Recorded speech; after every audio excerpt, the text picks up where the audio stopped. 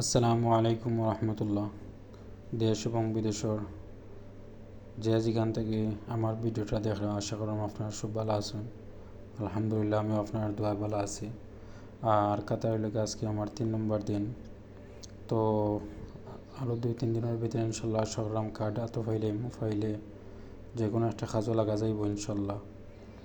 আর যেহেতু এখন রুমো বইয়া সময় কাটানি লাগে, তো বাইরে বাড়িয়া দিকে আজকে খুবই সুন্দর একটা ওয়েদার, খুব সুন্দর রোদ উঠছে, মিষ্টি রোদ। আর নীল আকাশের ভিতর দিয়ে দেখি 2টা হেলিকপ্টার খুব সুন্দর উড়িয়ে গেছে।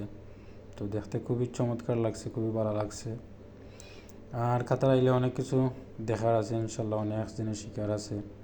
কাতারের আরাবিয়ান কালচার সম্পর্কে জানতে হইলে একটু সময় লাগবে ইনশাল্লাহ আরও।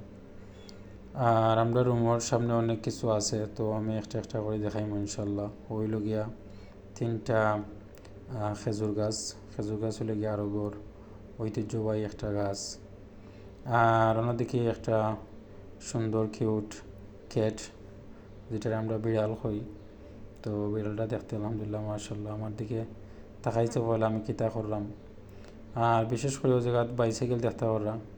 বাংলাদেশের গ্রামগঞ্জ বাইসাইকেল বিশেষ করে আগে এলা দেখা যাইতো, এখন তেমন দেখা যায় না। আর ওই লগিয়া একটা সুন্দর বড়াই গাছ। তো এগুলা তেমন বড়ই ধরে না, ধরলেও ভিতরে অনেক পোকামাকড় থাকে, যেহেতু ওগুলার গুড়িত পানি দেওয়া হয় না, কেউ দেও না, যত্ন করে না।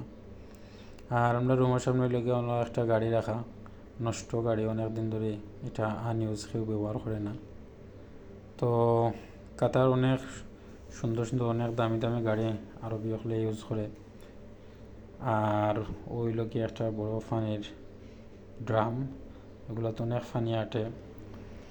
আর ওই লোকে সুন্দর একটা বয়ার জায়গা, ওই লোকে রাত্রে বাঙালি ভাই যারা আছেন তারা ফ্রি হয়ে যাওয়ানো বইয়া গপসপ করেন, তো ভালো লাগে হাওয়া বাতাস খাইয়া। আর আলহামদুলিল্লাহ ভালো আছি, সুস্থ আছি। আপনারা যারা যেন আছেন দোয়া করবা, সবসময় কাজ করি, সব ভালো থাকবা। আসসালাম।